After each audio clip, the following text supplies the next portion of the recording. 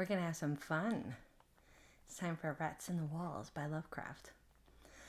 On July 16th, 1923, I moved into Exham Priory after the last workman had finished his labors. The restoration had been a stupendous task, for little had remained of the deserted pile but a shell-like ruin. Yet because it had been the seat of my ancestors, I let no expense deter me. The place had not been inhabited since the reign of James I, when a tragedy of intensely hideous, though largely unexplained, nature had struck down the master, 5 of his children and several servants, and driven forth under a cloud of suspicion and terror the 3rd son, my lineal progenitor, and the only survivor of the abhorred line. With this sole heir denounced as a murderer, the estate had reverted to the crown, nor had the accused man made any attempt to exculpate himself or regain the property, shaken by some horror greater than that of conscience or the law, or expressing only a frantic wish to exclude the ancient edifice from his sight and memory.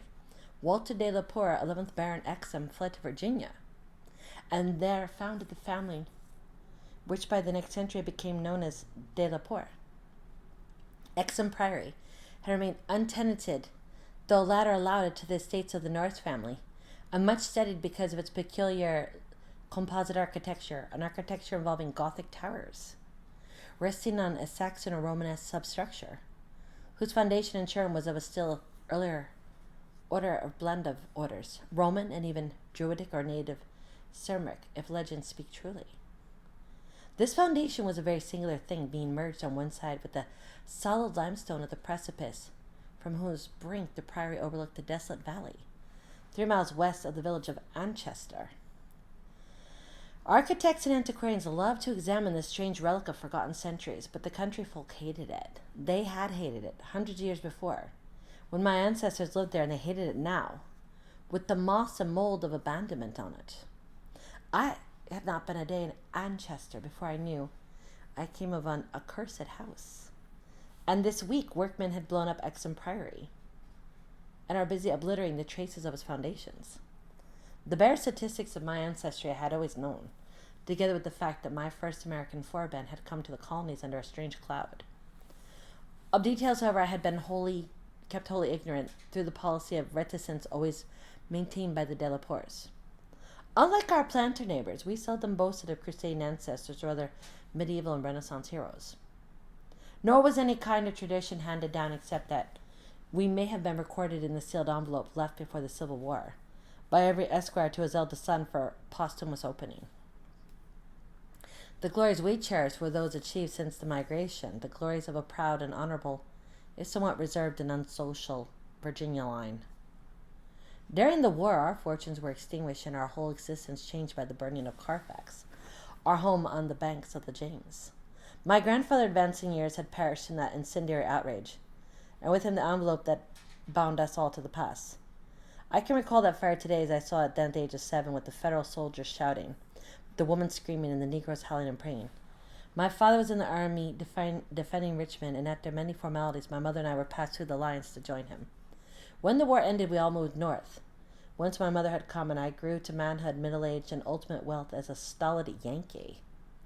Neither my father nor I ever knew what our hereditary envelope had contained, and as I emerged into the grayness of Massachusetts business life, I lost all interest in the mysteries which had evidently lurked far back in my family tree. Had I suspected their nature, how gladly I would have left Exham Priory to its moss, bats, and cobwebs. My father died in 1904, but without any message to leave me or to my only child, Alfred, a motherless boy of 10. It was this boy who reversed the order of family information.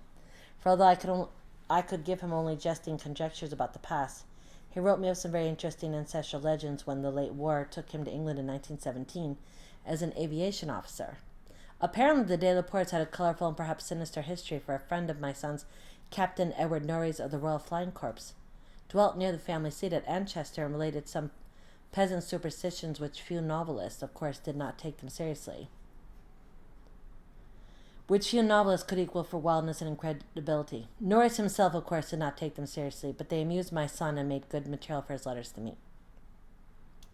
It was this legendary which definitely turned my attention to my transatlantic heritage and made me resolve to purchase and restore the family seat from which Norris shewed to Alfred in its picturesque desertion, and offered to get for him at a surprisingly reasonable figure since his own uncle was a present owner. I bought Exham Priory in 1918, but was almost immediately distracted from my plans of restoration by the return of my son as a maimed invalid. During the 2 years that he lived, I thought of nothing but his care, having even placed my business under the direction of partners. In 1921, as I found myself bereaved and aimless, a retired manufacturer no longer young, I resolved to desert my remaining years with my new possession. Visiting Anchester in December, I was entertained by Captain Norris, a plump, amiable young man, who had thought much of my son and secured his assistance in gathering plans and anecdotes to guide in the coming restoration. Exham Priory itself I saw without emotion, and jumbling of tottering medieval rooms covered with lichens and honeycombed with rooks' nests, perched perilously upon a precipice, and denuded of floors and other interior features save the stone walls of the separate towers. As I gradually recovered the image of the edifice as it had been when my ancestor left it over 3 centuries ago, I began to hire workmen for the reconstruction. In every case, I was forced to go outside the immediate locality, for the Anchester villagers had an almost unbelievable fear and hatred of the place. The sentiment was so great that it was sometimes communicated to the outside laborers, causing numerous desertions, whilst its scope appeared to include both the priory and its ancient family.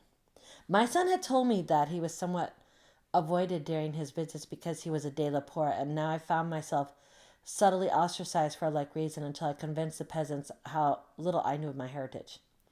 Even then, they sullenly disliked me. So I had to collect most of the village traditions through the mediation of Norris. What the people could not forget, perhaps, was that I had come to restore a symbol so abhorrent for them. For rationality or not, they viewed Exham Priory as nothing less than a haunt of fiends and werewolves. Piercing together the tales which Norris collected for me and supplementing them with the accounts of several savants who studied the ruins, I deduced that Exham Priory stood on the site of a prehistoric temple, a druidical or anti-druidical thing which must have been a contemporary with Stonehenge. That indescribable rites had been celebrated there, few doubted, and there were unpleasant tales of the transference of these rites into the Sibyl worship which the Romans had introduced. Inscriptions still visible in the substellar bore such unmistakable letters as Div Ops Magna Mat, sign of the Magna Mater, whose dark worship was once vainly forbidden to Roman citizens. Anchester had been the camp of the 3rd Augustan Legion, as many remains attest, and it was said that the temple of Sibyl was splendid and thronged with worshippers who performed nameless ceremonies at the bidding of a Phrygian priest. Tales added that the fall of the old religion did not end the orgies at the temple, but that the priests lived on in the new faith without real change. Likewise was it said that the rites did not vanish with the Roman power, and that certain among the Saxons added to what remained of the temple and gave it the essential outline it subsequently preserved, making it the center of a cult feared through half the Heptarchy. About 1000 AD, the place is mentioned in the chronicles being a substantial stone priory, housing a strange and powerful monastic order and surrounded by extensive gardens which needed no walls to exclude a frightened populace. It was never destroyed by the Danes, though after the Norman conquest it must have declined tremendously, since there was no impediment when Henry III granted the site to my ancestor Gilbert de la Poer, 1st Baron Exham, in 1261. Of my family before this date there is no evil report, but something strange must have happened then. In one chronicle there is a reference to the de la Poer as cursed of God. In 1307, whilst village legendary had nothing but evil and frantic fear to tell of the castle that went up on the foundations of the old temple and priory. The fireside tales were the most grisly description, and the ghastlier because of their frightened reticence and cloudy evasiveness. They represented my ancestors as a race of hereditary demons, besides whom Gilles de Retz and the Marquis de Sade would seem the various tyros, and hinted whisperingly at the responsibility for the occasional disappearance of villagers to several generations. The worst characters, apparently, were the barons and their direct heirs. At least most was whispered about those.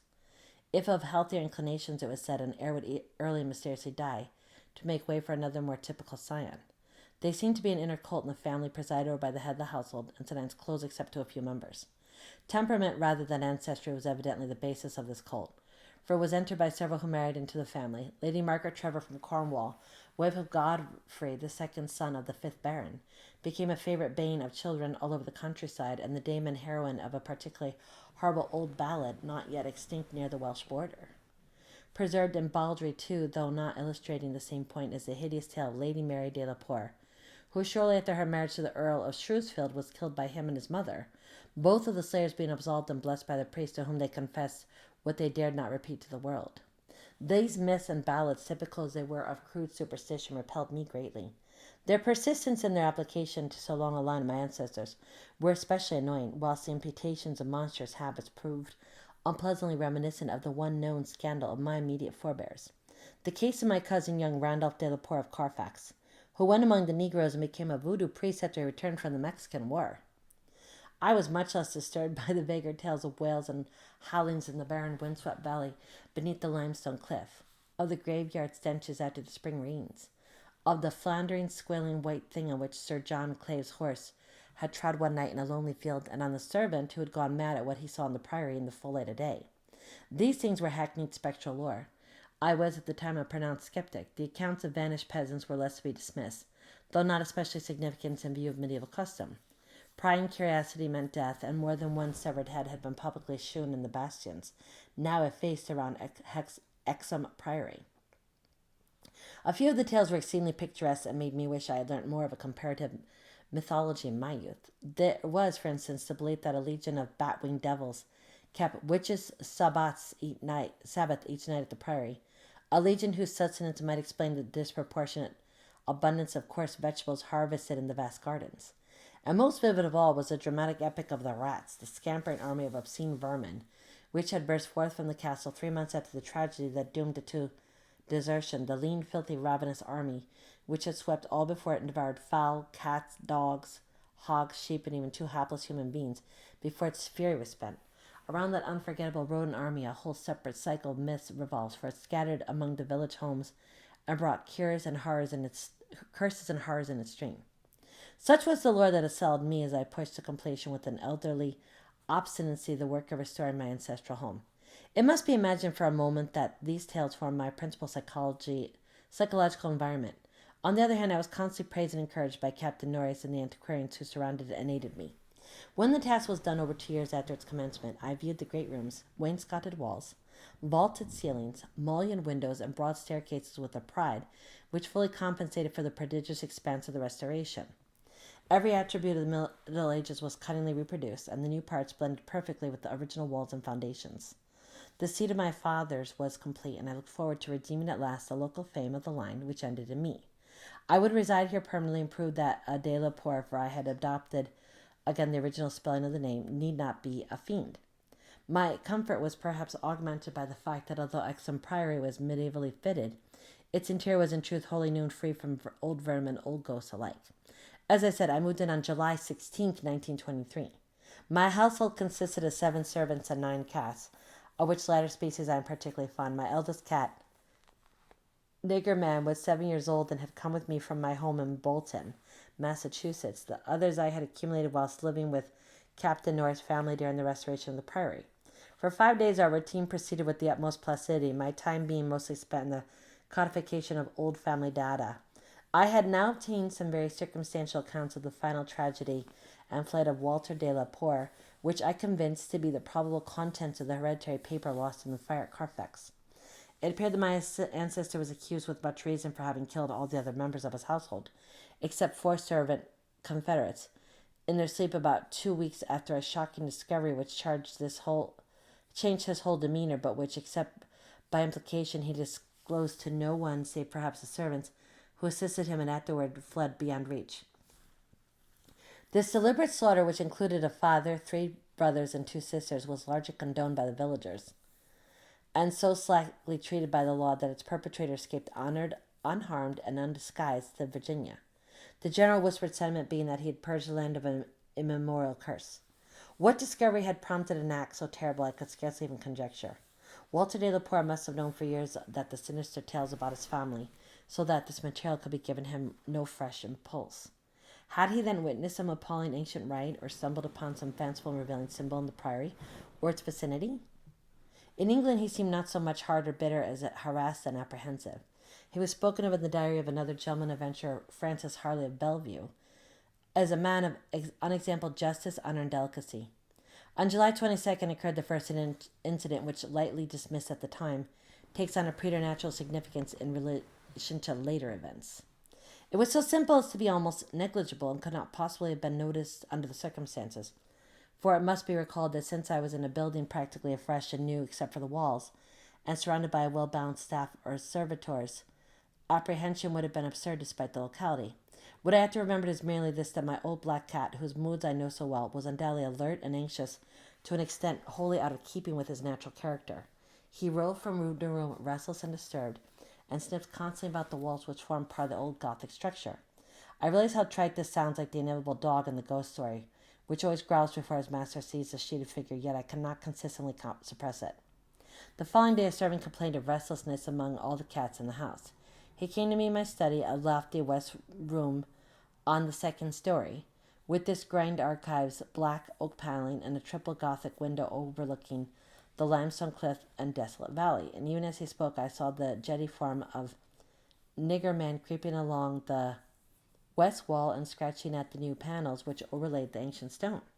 I told the man there must be some singular odor or emanation from the old stonework, imperceptible to human senses, but affecting the delicate organs of cats even through the new woodwork. Thus I truly believed, and when the fellow suggested the presence of mice or rats, I mentioned that there had been no rats there for 300 years, and that even the field mice of the surrounding country could hardly be found in these high walls, where they had been never known to stray. That afternoon I called on Captain Norris, and he assured me that it would be quite incredible for field mice to infest a priory in such a sudden and unprecedented fashion. That night, dispensing as usual with the valet, I retired in the west tower chamber, which I had chosen as my own, reached from the study by a stone staircase and short gallery. The former partly ancient, the latter entirely restored. This room was circular, very high, and without wainscoting, being hung with arras which I had myself chosen in London. Seeing that Nigger Man was with me, I shut the heavy Gothic door and retired by the light of the electric bulbs, which so cleverly counterfeited candles, finally switching out the light and sinking on the carved-in canopy for a poster, with the venerable cat in his accustomed place across my feet. I did not draw the curtains, but gazed out at the narrow north window which I faced. There was a suspicion of aurora in the sky, and the delicate traceries of the window were pleasantly silhouetted. At some time I must have fallen quietly asleep, for I recall a distinct sense of leaving strange dreams when the cat started violently from his placid position. I saw him in the faint auroral glow, head strained forward, 4 feet on my ankles, and hind feet stretched behind. He was looking intensely at a point on the wall somewhat west of the window, a point which I had nothing to market, but toward which all my attention was now directed. As I watched, I knew that Nigger Man was not vainly excited. Whether the arras actually moved, I could not say. I think it did very slightly, but what I can swear to is that behind it I heard a low, distinct scurrying, as of rats or mice. In a moment the cat had jumped bodily on the screening tapestry, bringing the affected section to the floor with its weight and exposing a damp ancient wall of stone, patched here and there by the restorers and devoid of any trace of rodent prowlers. Nigger Man raced up and down the floor by this part of the wall, clawing the fallen arras and seemingly trying at times to insert a paw between the wall and the oaken floor. He found nothing, and at the time returned weakly to his place across my feet. I had not moved, but I did not sleep again that night. In the morning I questioned all the servants and found that none of them had noticed anything unusual, save that the cook remembered the actions of a cat which had rested on her window-sill. The cat had howled at some unknown hour of the night, awakening the cook in time for her to see him dart purposely out the open door down the stairs. I drowsed around the noontime, and in the afternoon called again on Captain Norris, who became exceedingly interested in what I told him. The odd incident, so slight yet so curious, appealed to his sense of the picturesque and elicited from him a number of reminiscences of local ghostly lore. We were genuinely perplexed at the presence of rats, and Norris lent me some traps in Paris Green, which I had the servants place in strategic localities when I returned. I retired early, being very sleepy, but was harassed by dreams of the most horrible sort. I seemed to be looking down from an immense height upon a twilight grotto, knee-deep with filth, where a white-bearded demon, swineherd, drove about with his staff a flock of fungus, flabby beasts, whose appearance filled me with unutterable loathing. Then, as the swineherd paused and nodded over his task, a mighty swarm of rats rained down on the stinking abyss and fell to devouring beast and man alike. From this terrific vision, I retired very early, being very sleepy, but was harassed by dreams of the most horrible sort. I seemed to be looking down from an immense height upon a twilit grotto, knee-deep with filth, where a white-bearded Damon swineherd drove about with his staff, a flock of fungus, flabby beasts, whose appearance filled me with unutterable loathing. Then, as the swineherd paused and nodded over his task, a mighty swarm of rats, rained down on the stinking abyss and fell to devouring beast and man alike. From this terrific vision, I was abruptly awakened by the motions of Nigger Man, who had been sleeping as usual across my feet. This time I did not have to question the source of his snarls and hisses, and of the fear which made him sink his claws into my ankle, unconscious of their effect. For every side of the chamber, the walls were alive with nauseous sound, the verminous slithering of ravenous, gigantic rats. There was now no aura to shew the state of the arras, the fallen section of which had been replaced, but I was not too frightened to switch on the light. As the bulbs leapt into radiance, I saw a hideous shaking all over the tapestry, causing the somewhat peculiar designs to execute a singular dance of death. This motion disappeared almost at once, and the sound with it. Springing out of bed, I poked at the arras with the long handle of a warming pan that rested near, and lifted one section to see what lay beneath. There was nothing but the patched stone, and even the cat had lost his tenth realization of abnormal presences. When I examined the singular trap that had been placed in the room, I found all the openings sprung, though no trace remained of what had been caught and had escaped. Further sleep was out of the question, so lighting a candle, I opened the door and went out into the gallery, toward the stairs to my study. Nigger Man followed at my heels. Before we had reached the stone steps, however, the cat darted ahead of me and vanished down the ancient flight. As I descended the stairs myself, I became suddenly aware of sounds in the great room below, sounds of a nature which could not be mistaken. The oak-paneled walls were alive with rats, scampering and milling, whilst Nigger Man was racing about with the fury of a baffled hunter. Reaching the bottom, I switched on the light, which did not this time cause the noise to subside. The rats continued their riot, stampeding with such force and distinctness that I could finally assign to their motions a definite direction. These creatures, in numbers apparently inexhaustible, were engaged in one stupendous migration from inconceivable heights to some depth conceivably or inconceivably below. I now heard steps in the corridor, and in another moment 2 servants pushed open the massive door. They were searching the house for some unknown source of disturbance which had thrown all the cats into a snarling panic and caused them to plunge precipitately down several flights of stairs and squat, yowling before the closed door to the subcellar. I asked them if they had heard the rats, but they replied in the negative, and when I turned to call their attention to the sounds of the panels, I realized that the noise had ceased. With the 2 men, I went down to the door of the subcellar, but found the cats already dispersed. Later, I resolved to explore the crypt below, but for the present, I merely made a round of the traps. All were sprung, yet all were tenantless. Satisfying myself that no one had heard the rats save the felines and me, I sat in my study till morning, thinking profoundly, recalling every scrap of legend I had unearthed concerning the building I inhabited. I slept some in the forenoon, leaning back in the one comfortable library chair which my medieval plan of furnishing could not banish. Later, I telephoned to Captain Norris, who came over and helped me explore the subcellar.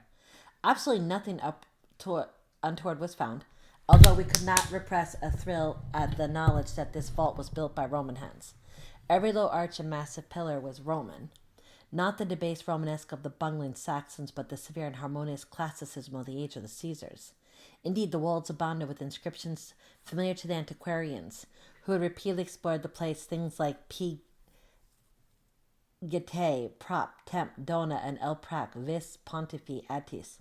The references to Attis made me shiver, for I had read Catullus and knew something of the hideous rites of the Eastern god, whose worship was so mixed with that of Cybele.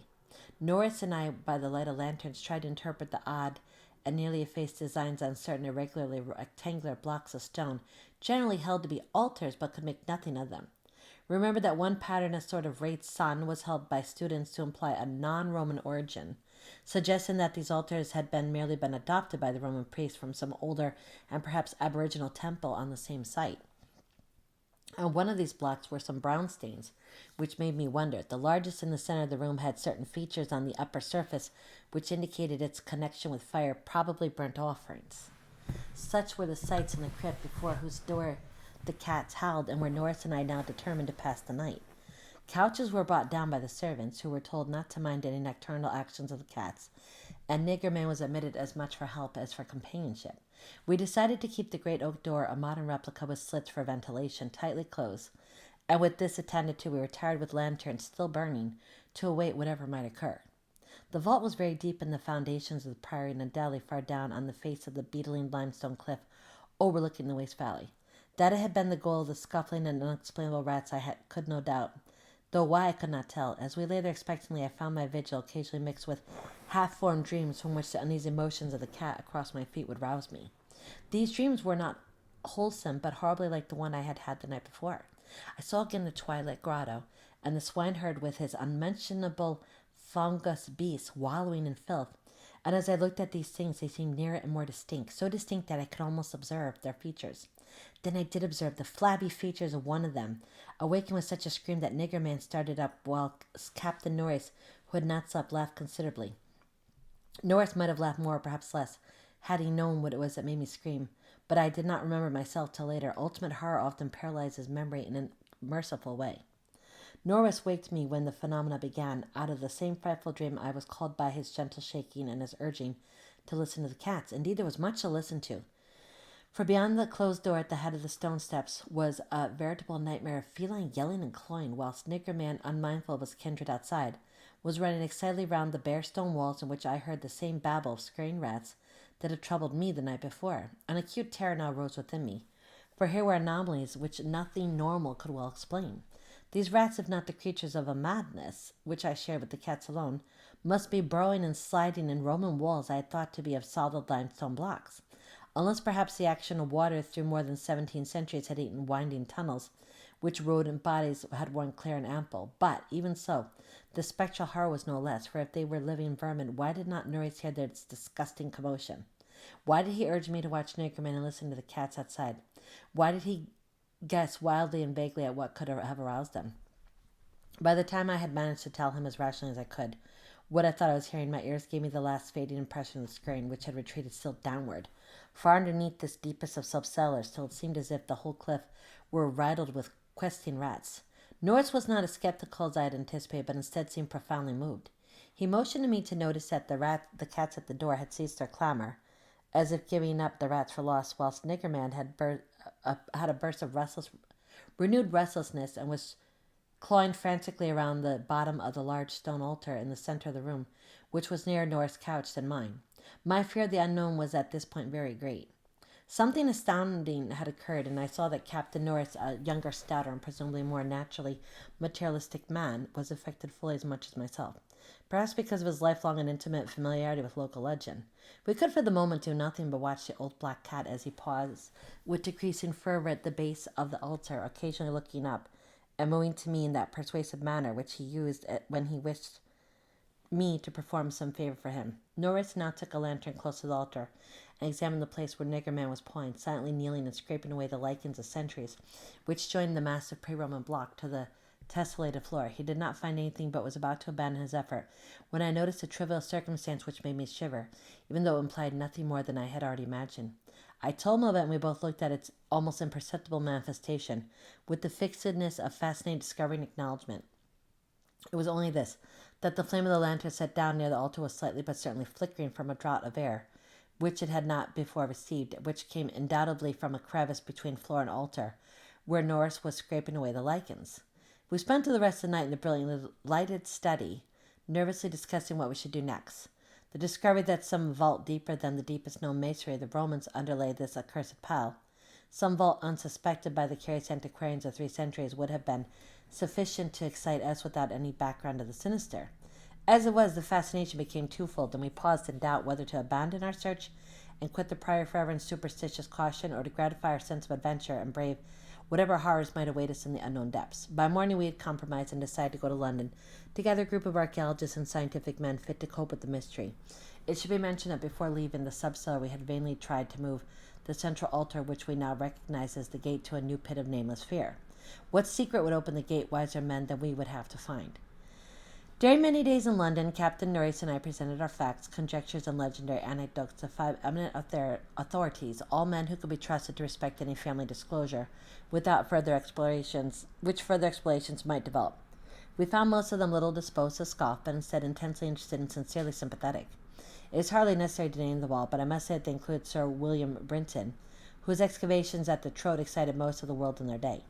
As we all took the train for Anchester, I felt myself poised on the brink of frightful revelations, a sensation symbolized by the air of mourning among the many Americans at the unexpected death of the president on the other side of the world. On the evening of August 7th, we reached Exham Priory, where the servants assured me that nothing unusual had occurred. The cats, even old nigger man, had been perfectly placid, and not a trap in the house had been sprung. We were to begin exploring the following day, which I was assigned well-appointed rooms to all my guests. I myself retired in my own tower chamber, with nigger man across my feet. Sleep came quickly, but hideous dreams assailed me. There was a vision of a Roman face like that of Trimalchio, with a horror in a covered platter. Then came that damnable recurrent thing about the swineherd and his filthy drove in that twilight grotto. Yet when I awoke, it was full daylight, with normal silence in the house below. The rats, living or spectral, had not troubled me, and nigger man was quietly asleep. On going down, I found that the same tranquillity had prevailed elsewhere, a condition which one of the assembled savants, a fellow named Thornton, devoted to the psychic, rather absurdly laid to the fact that I now had been shown the thing which certain forces had wished to show me. All was now ready, and at 11 a.m. our entire group of 7 men, bearing powerful electric searchlights and implements of excavation, went down to the subcellar and bolted the door behind us. Nigger man was with us, for the investigators found no occasion to despise his excitability, and were indeed anxious that he be present in case of obscure rodent manifestations. We noted the Roman inscriptions and unknown altar designs only briefly, for 3 of the savants had already seen them, and all knew their characteristics. Prime attention was paid to the momentous central altar, and within an hour Sir William Brinton had caused it to tilt backward, balanced by some unknown species of counterweight. There now lay revealed such a horror as would have overwhelmed us had we not been prepared. Through a nearly square opening in the tilted floor, sprawling on a flight of stone steps so prodigiously worn that it was little more than an inclined plane, at the center was a ghastly array of human or semi-human bones. Those which retained their collocation as skeletons shewed attitudes of panic, fear, or overall were the remarks of rodent gnawing. The skulls denoted nothing short of utter idiocy, crantism, or primitive semi-apedom. Above the hellishly littered steps arched a descending passageway seemingly chiseled from the solid rock, and conducting a current of air. This current was not a sudden and noxious rush as from a closed vault, but a cool breeze with something of freshness in it. We did not pause long, but shiveringly began to clear a passage down the steps. It was then that Sir William, examining the hewn walls, made the odd observation that the passage, according to the direction of the strokes, must have been chiseled from beneath. I must be very deliberate now and choose my words. After ploughing down a few steps amidst the gnawed bones, we saw that there was light ahead, not any mystic phosphorescence, but a filtered daylight, which could not come except from unknown fissures in the cliff that overlooked the waste valley. That such fissures had escaped notice from outside was hardly remarkable, for not only is the valley wholly uninhabited, but the cliff is so high and beetling that only an aeronaut could study its face in detail. A few steps more, and our breaths were literally snatched from us by what we saw. So literally that Thornton, the psychic investigator, actually fainted in the arms of the dazed man who stood behind him. Nor is his plump face utterly white and flabby, simply cried out inarticulately, whilst I think that what I did was to gasp or hiss and cover my eyes. The man behind me, the only one of the party older than I, croaked with a hackneyed "My God!" in the most cracked voice I ever heard. Of 7 cultivated men, only Sir William Brinton retained his composure, a thing more to his credit because he led the party and must have seen the sight first. It was a twilight grotto of enormous height, stretching away further than the eye could see, a subterraneous world of limitless mystery and horrible suggestion. There were buildings and other architectural remains. In one terrified glance I saw a weird pattern of tumuli, a savage circle of monoliths, a low-domed Roman ruin, a sprawling Saxon pile, and an early English edifice of wood, but all this were dwarfed by the ghoulish spectacle presented by the general surface on the ground. For yards about the steps extended this insane tangle of human bones, or bones at least as human as those on the steps. Like a foamy sea they stretched, some fallen apart, but others wholly or partly articulated as skeletons, these latter invariably in postures of demoniac frenzy, either fighting off some menace or clutching other forms with cannibal intent. When Dr. Trask, the anthropologist, stooped to classify the skulls, he found a degraded mixture which utterly baffled him. They were mostly lower than the Piltdown man in the scale of evolution, but in every case definitely human. Many were of higher grade, and very few were the skulls of supremely sensitively developed types. All the bones were gnawed, mostly by rats, but somewhat by others of the half-human drove. Mixed with them were many tiny bones of rats, fallen members of the lethal army which closed the ancient epoch. I wonder that any man among us lived and kept his sanity through that hideous day of discovery. Not Hoffman or Humes could conceive a scene more wildly incredible, more frenetically repellent, or more gothically grotesque than the twilight grotto, through which we seven staggered, each stumbling on revelation after revelation, after trying to keep for the nonce from thinking of the events which must have taken place there 300 years or 1,000 or 2,000 or 10,000 years ago. It was the antechamber of hell, and poor Thornton fainted again when Trask told him that some of the skeleton things must have descended as quadrupeds through the last 20 or more generations. Horror piled on horror as we began to interpret the architectural remains. The quadruped things with their occasional recruits from the biped class had been kept in stone pens, out of which they must have broken in their last delirium of hunger or rat fear. There had been great herds of them, evidently fattened on the coarse vegetables, whose remains could be found as a sort of poisonous ensilage at the bottom of huge stone bins older than Rome. I knew now why my ancestors had had such excessive gardens. Would to heaven I could forget. The purpose of these herds I did not have to ask. Sir William, standing with his searchlight on the Roman ruin, translated aloud the most shocking ritual I had ever known, and told of the diet of the antediluvian cult which the priest of Cybele found and mingled with their own. Norris, used as he was to the trenches, could not walk straight when he came out of the English building. It was a butcher shop and kitchen. He had expected that, but it was too much to see similar English implements in such a place, and to read similar English graffiti there some as recent as 1610. I could not go in that building whose daemon activities were stopped only by the danger of my dagger of my ancestor Walter de la Poer. What I did venture to enter was the low Saxon building, whose oaken door had fallen, and there I found a terrible row of 10 stone cells with rusty bars. 3 had tenants, all skeletons of high grade, and on the bony forefinger one I found a seal ring with my own coat of arms. Sir William found a vault with far older cells below the Roman chapel, but these cells were empty. Below them was a low crypt with cases of formally arranged bones, some of them bearing terrible parallel inscriptions carved in Latin, Greek, and the tongue of Phrygia. Meanwhile, Dr. Trask had opened one of the prehistoric tumuli and brought to light skulls which were slightly more human than a gorilla's, and which bore indescribable ideographic carvings. Through all this horror my cat stalked unperturbed. Once I saw him monstrously perched atop a mountain of bones, and wondered at the secrets that might lie behind his yellow eyes. Having grasped to some slight degree the frightful revelations of this twilight area, an area so hideously foreshadowed by my recurrent dream, we turned to that apparently boundless depth of midnight cavern where no ray of light from the cliff could penetrate. We shall never know what sightless Stygian worlds yawned beyond the little distance we went, for it was decided that such secrets are not good for mankind, but there were plenty to engross us close at hand, and we had not gone far before the searchlights eschewed that accursed infinity of pits in which the rats had feasted, and whose sudden lack of replenishment had driven the ravenous rodent army first to turn on the living herds of starving things, and then to burst forth from the priory in that historic orgy of devastation which the peasants will never forget. God, those carrion black pits of sawed, picked bones and open skulls, those nightmare chasms choked with the pithecanthroid Celtic, Roman, and English bones of countless unhallowed centuries. Some of them were full, and none can say how deep they had once been. Others were still bottomless to our searchlights and peopled by unnameable fancies. What I thought of the hapless rats that stumbled into such traps amidst the blackness of their quest in this grisly Tartarus. Once my foot slipped under a horribly yawning brink, and I had a moment of ecstatic fear. I must have been musing a long time, for I could not see any of the party but the plump Captain Norris.